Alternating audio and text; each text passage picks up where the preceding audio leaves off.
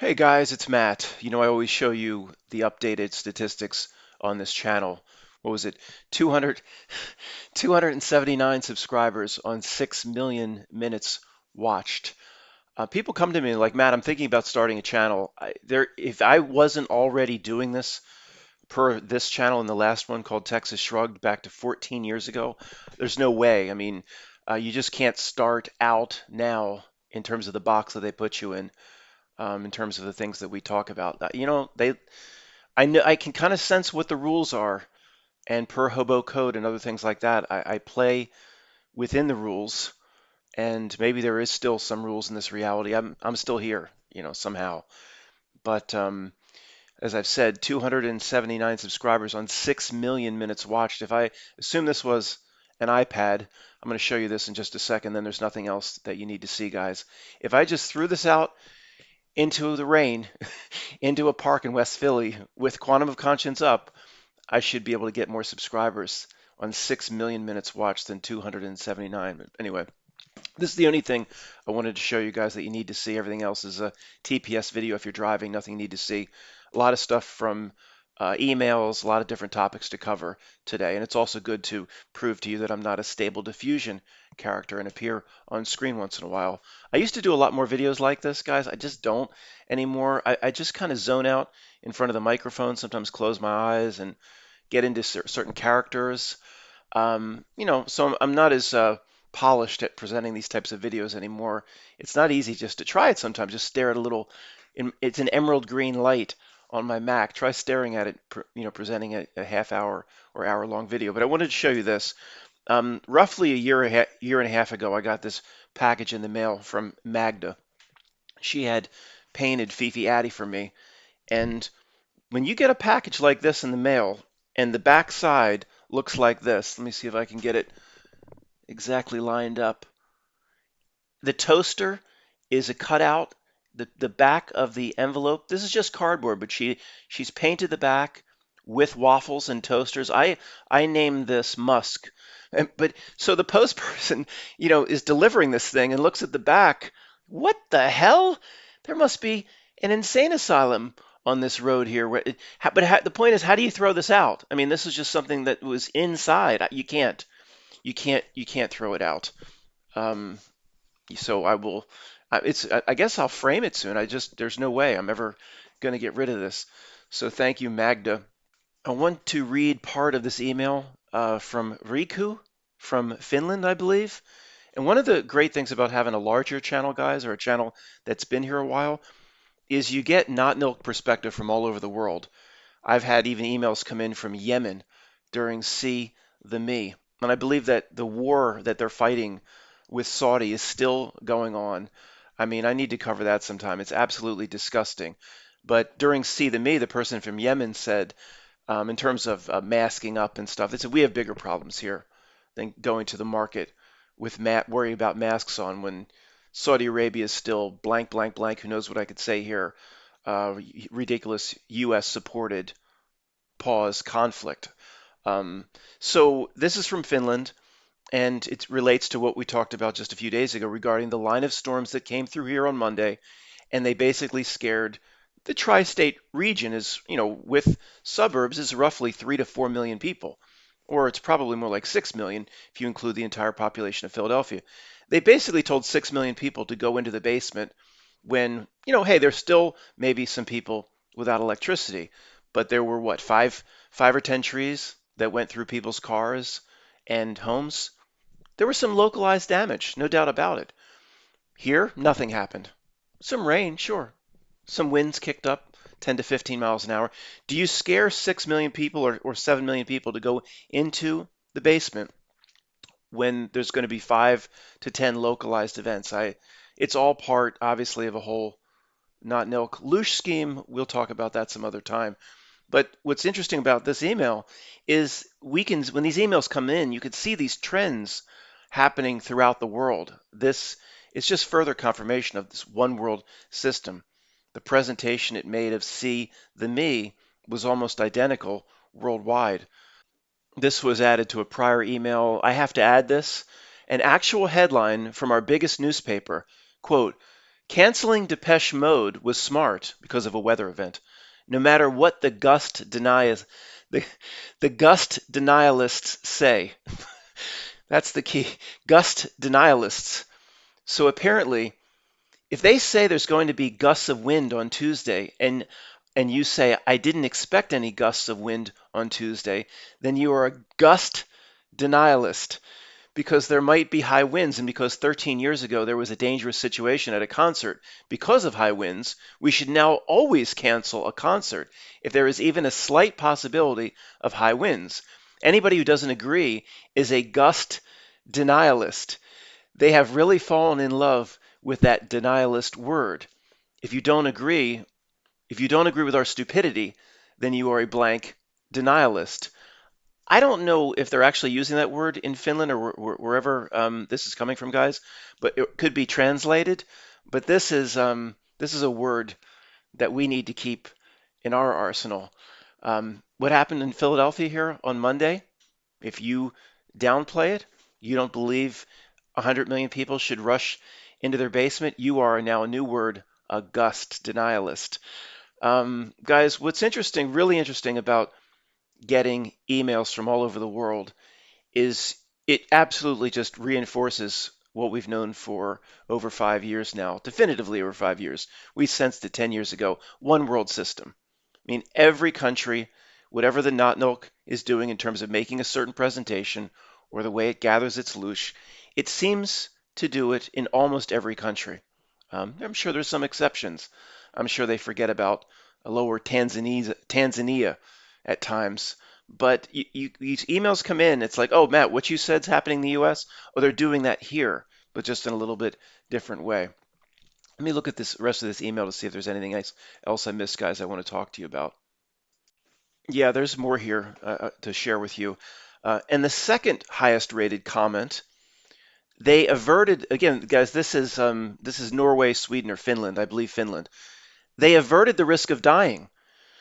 The world should be safe. This is from a commenter, a downloaded commenter. The world should be safe, and nobody shouldn't get a scratch. You'd think this was tongue in cheek, this comment, but no, these people are absolutely serious. The Not Milk's safety mafia download, like the Karen type, no doubt about it. Last Friday, our media announced that there's going to be an end of the world thunderstorm next Monday. There's going to be destruction and carnage and everything else horrible. And in the spirit of stalled century, even Depeche Mode, which was due to play in Helsinki, had to be canceled. Yeah, Finland had to be canceled because of this danger, this storm danger. Well, yesterday was a bright, sunny day. I didn't see a cloud in the sky. At least Monday when they did it to us, there was a real line of storms that came through. I didn't see a cloud in the sky. So they changed the story. There isn't going to be an end of the world thunderstorm on Monday, but just a regular one with high winds on Tuesday, which of course is dangerous too, and it could have been deadly. It's now it's now evening here, and we had a regular summer rain and some wind. Nothing out of the ordinary. There's a picture in the media of a fallen tree with the headline "Destruction Around the Country." This happens every summer. These normal rain and wind events, of course. Thankfully, our beloved world didn't end this time around, and thankfully they protected Depeche Mode and the audience. This part's very interesting, guys. I'm starting to believe they hire these ancient bands just to cancel them because of safety. Now, it was right before July 4th, or the July 4th weekend here in Philadelphia, where there was an outdoor concert. It might have been the second or the third, where everybody was set up for the outdoor concert. I told you about it. I'll be brief. Chairs, blankets, etc. Completely blue sky, and Vanessa Williams cannot come out and perform. Well, they sent Vanessa Williams out to apologize. She was out on the stage for 30 seconds. Then she says, if I remember correctly, they're giving me the evil eye or something like that. Of course, it relates to the one eye symbolism. I mean, how they do business is so bizarre, so creepy. But the point, this is very interesting. Was Vanessa Williams ever going to sing? Again, it says here, I'm starting to believe they hire these ancient bands just to cancel them because of safety.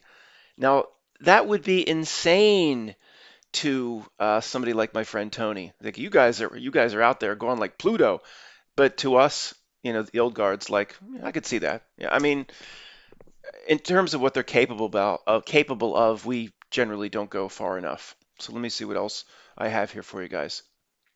Okay, guys, I'm glad I scrolled to the bottom here. Riku, Matt, it's not Riku. I don't know. Is it Philly Riku? Riku. How we typically say it in Philly is not how it would be said in Finland. I don't know. I apologize. But this is one of the classic terms of all time that we can use throughout our community.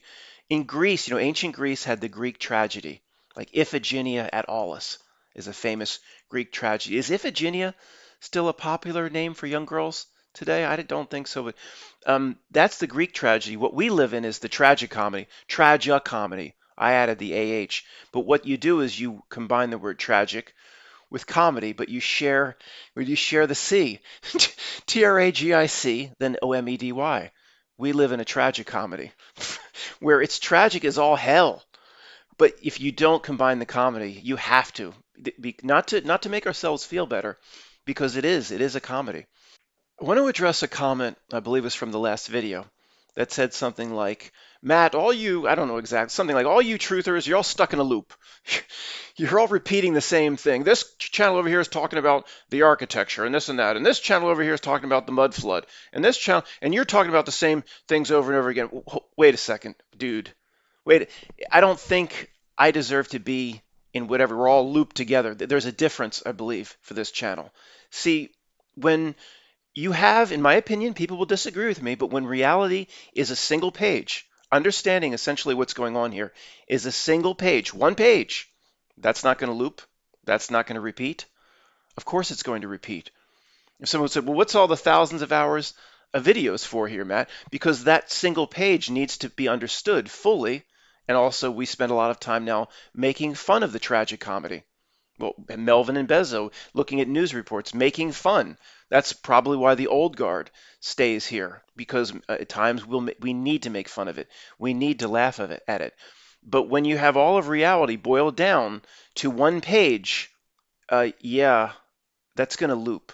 Of course, the point is, if it's looping for you, then you're a graduate that should move on, right?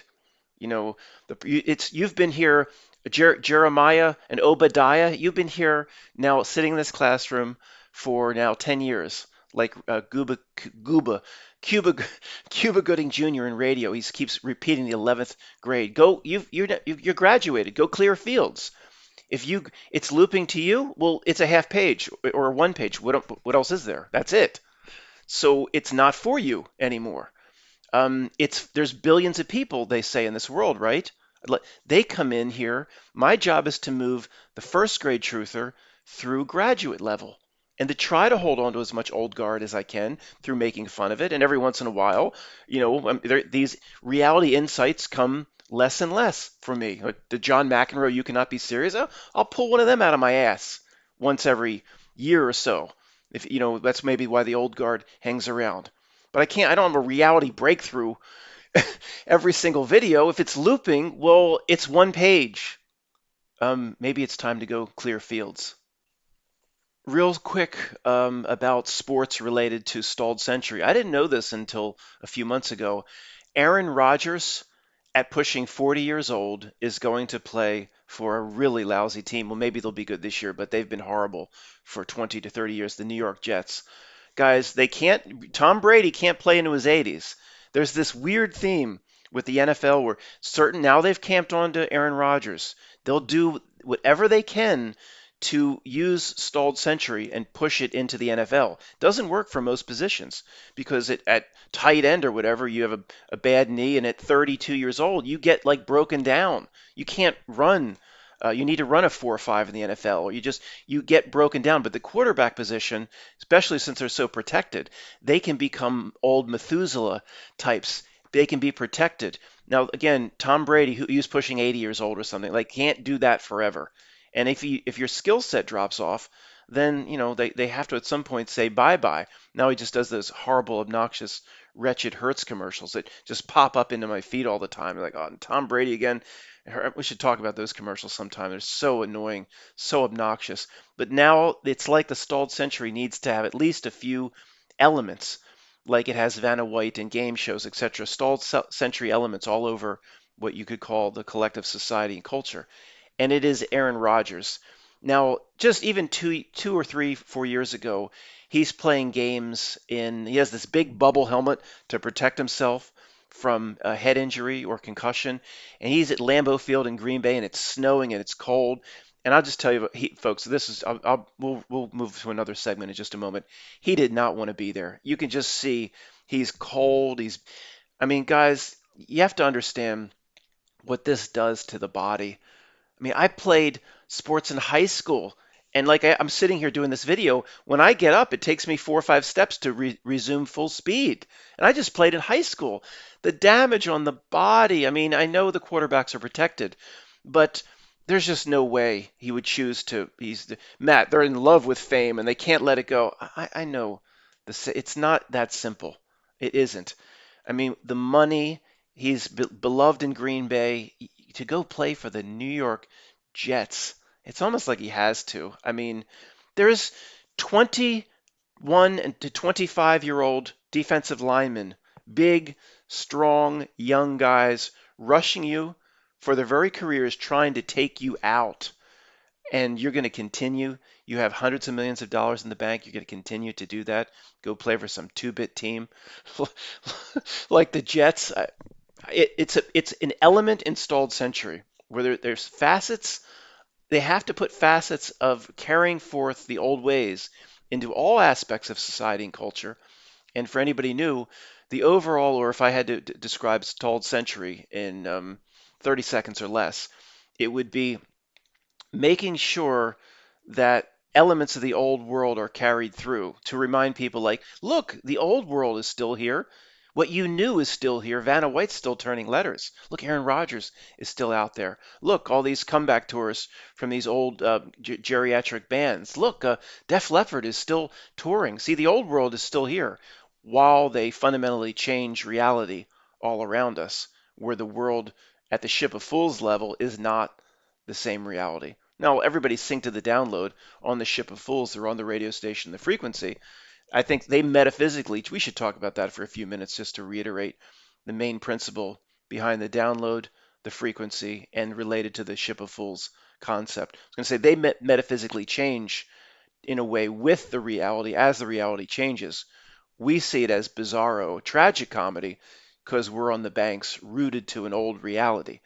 But this transition period, one of the ways they facilitate it is through stalled century. And you can't do it very much in football because, again, if you can't run a 4.5 or a 4.6, you get broken down. You can't play football. It would look ridiculous. Everybody would know that tight end that can't even walk shouldn't be on the field. With quarterbacks, you can do it because they're protected and you just need to be able to drop back and throw a pass. None of them run anymore. But Matt, you're relating stalled century, this metaphysical weirdo, bizarro, not nil concept to Aaron Rodgers going to the Jets. Yes, I am, and I might be wrong per one or two of these examples, but collectively we can kind of see what the not nil's trying to do here.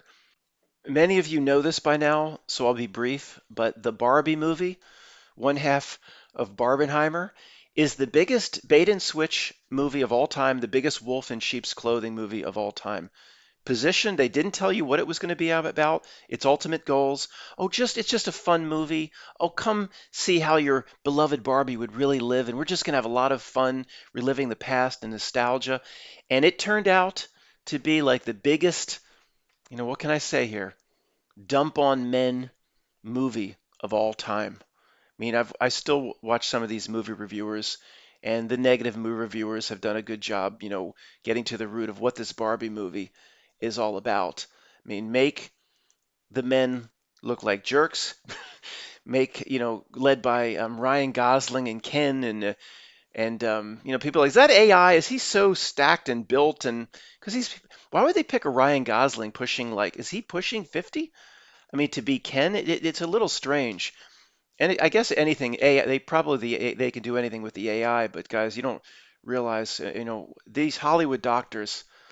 With two trainers and an 8 week cycle of steroids, you can get that sort of body. Just work out hard for 8 weeks with their, $2,000 in injection steroids, testosterone. So it could really be Ryan Gosling. But, just I don't mean to stray. When you see that sort of body, it's always steroids. It's always the designer Hollywood, Beverly Hills doctor, Brad Pitt and Troy with his full, huge bicep. I mean, then you see him 2 movies later, skinny. Christian Bale. Anyway, they don't, they'll tell you they do it on their own with their trainer. They do train hard, no doubt about it. But the designer steroids they have. Could you imagine what Beverly Hills has? They could make somebody contestant ready for The Biggest Loser, ready to go in, and they could make that person Miss Universe in 6 weeks. Sorry, guys. What the hell was that? Oh, Barbenheimer. Okay, so it's just you go in and how many people really realize what's going on, but just make the men out to be the bad guy, as usual in every other movie. Make the young Rey in Star Wars upstage your beloved characters like Harrison Ford. We're the most obnoxious thing of all time. Like, he can't get the hyperdrive working, and she's like, "I fixed the regulator," and he and Harrison Ford, his own ship for 30 years, doesn't know, and he's like, "I bypassed this and fixed your ship, you old." I can't say it. I don't know. They'll block me. I can't say anything. Thank God for freevoice.io. So, you go see this movie, Barbie, and I don't know how many people really, is it the message? We see the message, but does it really sink in to the average popcorn cruncher? And a lot of the movie reviewers, they still don't, they still believe Barbenheimer occurred organically and naturally. I don't mean to pick on Captain Midnight. Some of these movie reviewers, I do when I'm eating or something. I like watching these mindless reviews. I'll admit it. So I need to Calgon take me away sometimes too. Captain Midnight seems like a nice guy. They all have like 200 to 500,000 subscribers. None of them are really exceptional in what they do, except the comedy style of The Critical Drinker is unique. You could see why he's pushed up so quickly. But Captain Midnight, they talk about this being, oh, it just organically came about. People created the meme. And you can't see, any of us in this community could see how not only was Barbenheimer, the linking of the movies, intentional. I don't care if they're different studios or not. Every bit of it was intentional. How many things this not milk has leaked? Oh, it's just a leak. Oh, it just came about. Where it was every bit of it was planned 100% going back to JFK and everything else. And it's not just that. There's an occult. We would take it even into the realm of crazy, according to these people that think Barbenheimer just came up organically with people tweeting, and some guy in Skokie just came up with it. There's an occult aspect of linking the two movies. I mean, my friend Tony and some of your friends would think you're absolutely nuts for listening, or you don't think this guy Matt you're watching could actually be correct about that. It's 100%. Are we going to get to the bottom of what they were trying to accomplish? I mean, could do a whole video on it. People have sent comments and emails into me about how the Oppenheimer movie was about a bomb. I'm talking about the Oppenheimer movie. I was locked out of my channel for 7 days for inciting something, so I have to be very careful here. The Oppenheimer movie was about the bomb. Well, what does that figuratively relate to regarding what's being said in Barbie about society and culture? Of course, it's linked in an occult way. Anyway, because this has been too long, guys. Let me move on to something else. Again, on the last video, guys, a comment. I've always said I wanted to do a comment show, but I can get a little, maybe you get a little mean, a little condescending. It's just I'm having fun with it, but I could come off as a little mean. Like remember when 10 years ago when Missy was here. Not that you would remember, but I told the story once, and I was just ripping into. I had 4 or 5 beers in me, ripping into all these people in the Oscars and the presenters, just going, shut up, And huh? Missy was like, I never saw the side of you before. I don't like it very much. She didn't. I don't know if I want to be here. I don't. That side of me can come out. It's not. I'm a nice guy overall. I'm not hiding any sort of demons back, but I get a little bit like that when I. Okay, let me just let it. I'll just let it go, Matt. Let it come out. Okay. Um, Matt, I've been a listener for a long time. Thank you. I'm not going to say who this is from. It's the last video. I'm a little surprised that you are so mocking of people who want to separate themselves from the beast system. What? I'm a little surprised that you are so mocking of people who want to separate themselves from the beast system. What the hell? This entire channel is about separating ourselves from the beast system. So, where in the last video did I mock people trying to separate from the beast system? That's what the entire channel is about. Dropping Jacob Marley chains, seeing through the illusion, dropping veils, seeing the trick, blasting through the trick. What about yourself? What about the personal work? I'm hoping this is rewritten, but is it? It says even in listening to every show you've done for 5 years, I don't understand. I don't think that you have to do that, but I don't know why it would be mocked or discouraged. Guys, I have, what, are we sharing the same reality? Is there any way at any time I've ever mocked somebody trying to separate from the B system? This is one of the strangest comments I've ever seen. If there's a whole segment of last video that I'm not aware of, some sort of Britney Spears alternate personality appeared in that video and mocked people trying to separate from the B system, please let me know. Here's one from someone I thought was a friend of the channel until recently. There's a reason, guys, I don't recommend channels anymore. And I'd say almost half of the channels I've ever recommended, I haven't recommended many, almost half at some point have like turned on me and like started to really, really bizarre. Like, so you're going to start to go after personal attacks against the channel that recommended you and put you on the map. I just won't do it anymore. It is bizarro. So this comment is, why do you put hatred into your book, Matt? We all feel hatred. Don't elevate the hatred into the book. Why do you put hatred? Now, this could be a cultural issue. And I've been over like, what is he talking about? Now, I guess is it he doesn't understand the joke? When the guy with the muffler came by, and just as I said, I want to turn around and say, "F you" to the guy going by, going by with the muffler, and I need to do the self work. We need to. He's part of this reality. He's actually put into this reality to piss me off. The guy with the tricked out, the holes drilled in the muffler so it's extra loud. And I want to yell. I want to shake my fist at him. I don't. This was a joke. I'm saying we shouldn't do that. I have the tendency where I would want to do that. I would want to yell at that person. But part of doing the work is saying, wait a minute, this asshole was put into this reality to piss me off. The bigger picture, the proper perspective. Is that what he was saying? I put hate into the book? Some of the comments are so bizarre. I go, are we even in the same reality? Like what? I put hate into my book. It would have to have been a joke I was trying to make, and it just didn't translate culturally, I guess. Here's a funny comment. I asked my father, does he ever ponder the mysteries of existence? He answered, no, I have better things to do. I said, like what? He said, pay taxes. Guys, this sort of thing, I've mentioned it several times with my father and my relatives and people around me. This sort of response, if NPCs exist, this sort of response is the greatest evidence that NPCs could exist.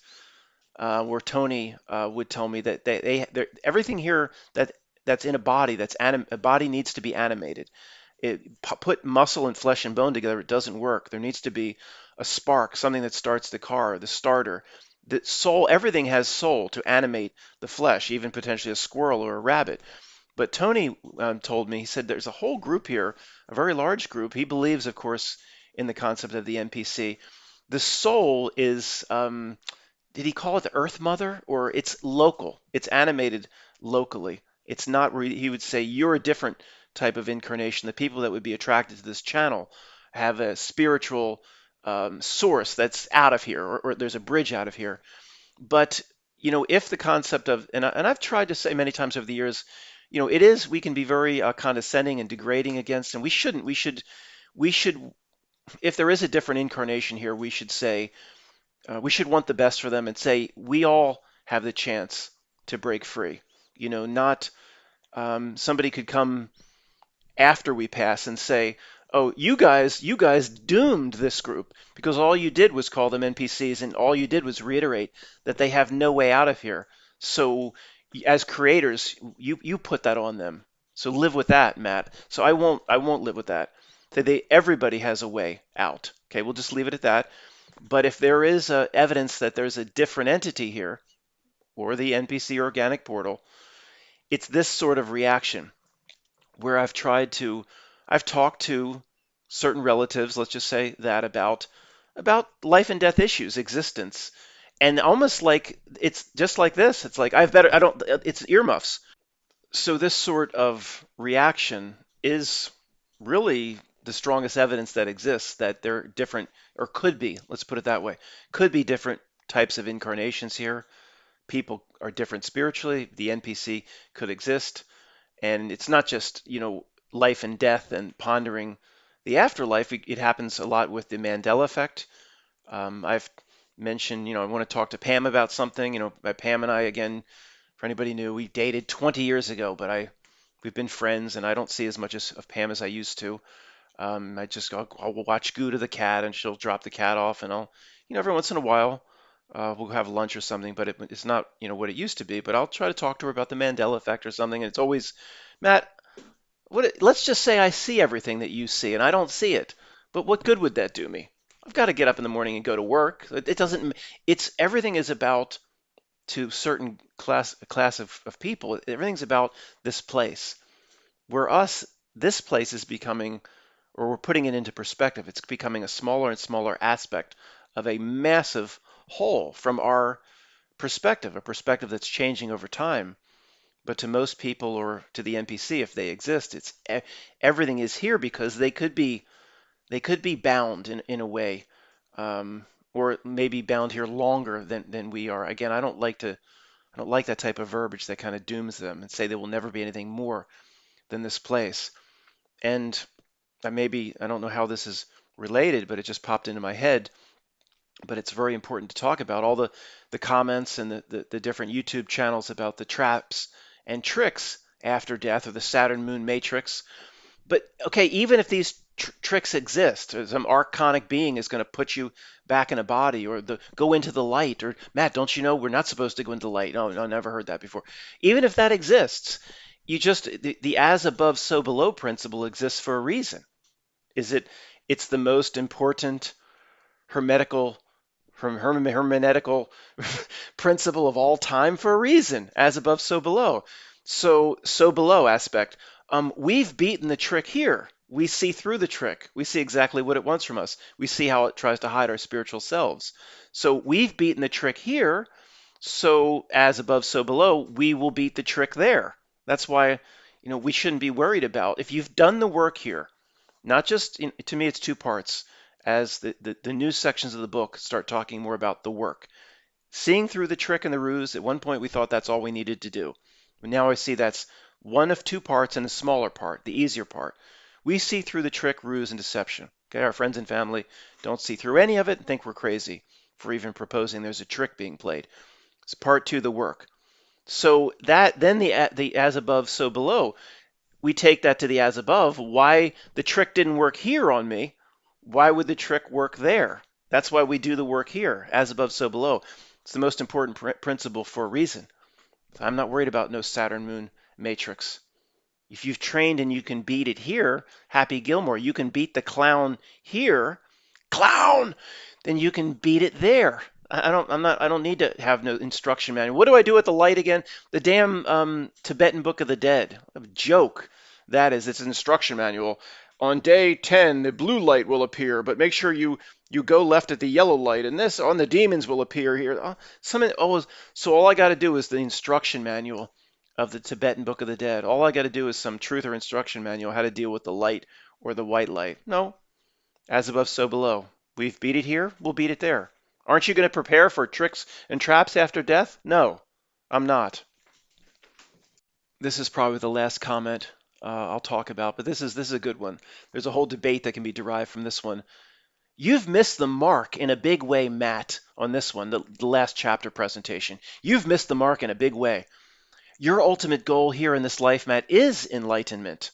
In the last chapter, I was saying the goal of this life is not to be enlightened, to have this one shining moment, like that song that they presented at the end of the NCAA basketball tournament. Your goal, Matt, is enlightenment. You're bound to this realm until you reach it, as many lifetimes as it takes. What makes you think otherwise? What? What make you think this is right? What makes me think this is just classical Buddhist dogma? That's why I don't think that's right. What makes me think otherwise? That I have to go through lifetime after lifetime until I achieve enlightenment? What makes me think otherwise? Well, that was presented in the last chapter. But allow me to retort. I mean, okay, what makes me think otherwise?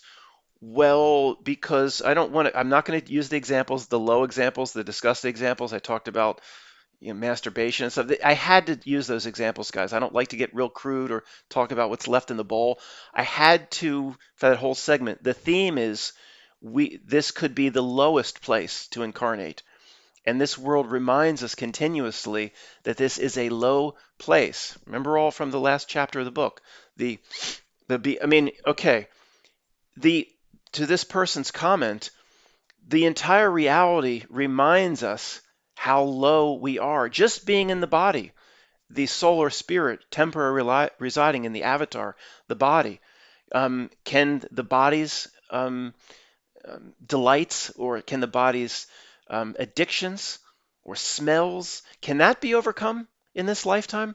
So we are here to have a lower experience. Is this the place to become enlightened? Well, what does that exactly mean? They're so sure that, okay, let's just start with the absolute basics here. Matt, no, classical Buddhist dogma and that trick of reality is correct, and you need to keep doing it over and over again until you become enlightened. Okay, well, if that was the case and all of reality was based or built on that, show me some examples of people that have been enlightened. Don't talk to me about what the story about the Buddha in 14th century, or something written on the side of a Tibetan mosque or something. Don't tell me about these stories about Buddha and he was able to show me. Let's just look at the Dalai Lama himself.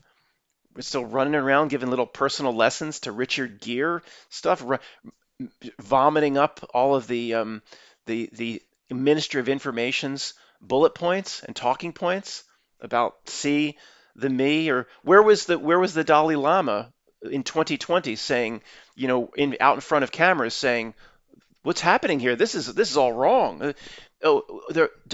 So shouldn't the Dalai Lama himself be showing a tendency toward at least getting closer to enlightenment than the guy that at the deli counter? There would be some people here that are enlightened. Show them to me. You're going to just show me some story about Buddha on the wall of some 12th century mosque or monastery. Well, so if there's no example of it ever happening, and show me an enlightened person anywhere in the world right now. Okay, there you go. What more evidence needs to be presented? At least one person out of 7 billion would win every 100 years. You'd have one person showing a degree of enlightenment. Who? What? This is a low experience. The body reminds us of that. The whole entire circumstance reminds us of that. It's a low fiddle and bends experience we can't get likely in the spiritual world where we came from, before we were born. It's to be embraced. It cannot be overcome here. So it cannot. It's false promise. It can be won. How do you know when you're enlightened? What are the parameters? As I said, you wake up. I'm sorry to be crude from the last chapter presentation. You wake up one morning with a heart on. Oh, I'm enlightened. Oh, shit. How do you know? Show me what the symptoms are of enlightenment. Float up out of your bed a little bit, like Regan in The Exorcist. What are the symptoms of enlightenment? You believe this? It says, let me just repeat again. Your ultimate goal here is enlightenment. And I know Rudy was trying to leave a comment. I don't know if that comment's still here. Rudy, as somebody I consider to be a friend of this channel, have a polite debate with me. I don't know why people are changing. It's strange. I thought that Rudy was a friend of this channel. Just have a polite, Matt, I think you're a little off here. Let me share some things with you. It was like this, I don't know, it wasn't like that nasty, but it's like, you're so wrong, Matt! Exclamation point. Like, relax. I'm big enough, adult enough to change my viewpoints. If you think I'm wrong, I'm wrong. But if Buddha may be here to show us what we should strive for, knowing we will always be 100 steps away. Maybe we can get to step 5 and we'll be 95 steps away from what the Buddha represents. Or Jesus is here to show us to at least what to strive for. And not to be able to ever get there in any way. But I think Rudy's comment was along the same lines that no, we can get. How are we going to get there? Okay, to me, hey, we'll disagree. Everything about this experience reminds us that we are here to experience the low. That's what this whole reality is about. To look back into the bowl. An enlightened being, I'm sorry. It passed through you a little too quickly. That ain't gonna happen. You're gonna be enlightened. No, Matt, we can be enlightened mentally and spiritually, but still live inside the confines or the limitations of a BO'd armpit body. No, nobody's ever going to be perfect. You could call yourself enlightened, and at some point you might see a certain person, man or woman, not that there's anything wrong with that you're attracted to, and you may want to whack yourself off. That enlightenment? Okay, we'll agree to disagree. That's not this place is not about embracing the low so we become a master of perversions. I didn't say in the last chapter I said make sure you don't take it to the other extreme. But if you certain tendencies that this is a place I think for all the three elements, the Trinity. Well, that's blasphemy, I know, but everything here presents itself as a Trinity, not just the Father, the Son, and the Holy Ghost. This is a repeating theme, thousands of times over in this reality. And I simply saw a Trinity it's a very common term. It's the cover of a Joss Stone album, Mind, Body, Soul, or Mind, Body, Spirit. This place is like a training ground or a gym to get everything working together, to stop the tug of war, the fighting between, or the gnawing off the Vitruvian man's arm, the spiritual side. It's to bring every group. That's like a kumbaya. Everybody comes together and hug. It is. Brothers don't shake hands. Brothers got to hug. Mind, body, and soul have to hug. So the body gets what it wants at times. The soul and spiritual aspect gets, or the higher self potentially gets what it needs to get out of this experience. And the mind, or the ego, in many ways, gets what it needs. It's not this life is not about you're destroying ego. It's bad. No destroying ego. It's a necessary part of being here. You need your ego. As I said a few chapters back, it just needs to be put into the proper perspective or demoted to a lower rank. Ego in most people here is the general and the admiral. Demote it down to corporal. That should be the ego. It has a role here. We need ego. Guy said something like in the book chapter, we'd be eaten alive in this reality if we didn't have ego. These trolls that present themselves before me, if I didn't have a little bit of an ego, this coward the trolls. These trolls, these pathetic little creatures that, could you imagine? There's literally, I don't watch these channels, whatever, people send me these links. There are people that are like fixated on me. Like, I don't know out of how many videos I'm the focus of the video, but is there anything more pathetic in this world than to like be just, I was going to say to be fixated on trying to bring down another channel. I've made a few comments about some channels over the years, just saying this is bogus. This channel over here is bullshit. Then I move on. I don't like fixate on or like just watch their videos and say, oh, I'm going to get them. And is there anything more pathetic in the world than that? It's like the trolls. Don't you have an original idea of your own? Make your own videos. Go bother someone else. They don't have their own thoughts. They're just going to try to bring this channel down. It's just nothing is more pathetic than that. If you have your own thoughts and ideas and your own way of interpreting reality, then see, you can present those videos and you don't need to go look at other channels and see what they're doing and bring personal attacks. Guys, this is probably the last topic, and it's pretty trivial. If anybody has anything better to do than the Johnny Manziel story, I found certain aspects of it fascinating, and I can see how the Not Nilk worked through Johnny Manziel. So just to back up, the Netflix documentary popped up, the Johnny Manziel story, Johnny Football. Now, this was a Texas A&M Aggies quarterback. I don't know, won the Heisman Trophy, I don't know, 8 years ago, 9 years ago, I don't know what it was. And about how he completely self-destructed, not just addictions, but mental health. I mean, and this is true, he did absolutely self-destruct. When he got into the pros, he didn't even want to be there. He didn't want to play one down. He went to the Cleveland Browns. They were so excited that finally they'll have a good team, and he did nothing for them. It was an absolute disaster. But the point, or some of the things that fascinated me in watching the Johnny Manziel documentary, was how, in a way, like the Not Nilk used the Johnny Manziel situation to put forward in college athletics what they have today, where kids can go out and they can do deals with agents and make Nike contracts and make millions and millions of dollars through while they're still playing college sports. This couldn't happen until 3 or 4 years ago. You can go do a $10 million Nike deal and still be playing for the University of Alabama Crimson Tide as a collegiate player. Now, the college isn't paying you for playing. You just get the scholarship and the free housing and all that stuff, which was pretty significant at some colleges, $50,000 a year. But now, okay, but one of the big things about the Johnny Manziel story, and this just blew me away, he had one great year, his freshman year. Sophomore, then the controversy started, and he was arrested and did this inappropriate behavior and passed out drunk here. So really, it's just that one year where he did win the Heisman Trophy. This also proves us how pathetic this society is. And $750 million of grants to the university. They didn't even win the national championship, Texas A&M. They beat Alabama and they overachieved, I think, as their first year in the SEC. The alumni and the donors, $750 million into the university in fresh cash. So they imploded the stadium. Matt, did they use all that money to expand education and broaden knowledge and bring enlightenment? No, they used the money to implode implode the existing stadium and just build a whole new one for $1 billion. So, but the point is that one of the reason this guy self-destructed was it was like infuriating to him that the university is selling millions of his jerseys, whatever the number was, Johnny Manziel. The universities, these jerseys go for 40, 50, $60 a pop. Tens of millions of dollars coming in a month or a week in some cases. He's not seeing a penny of it. Today, the college players would see that.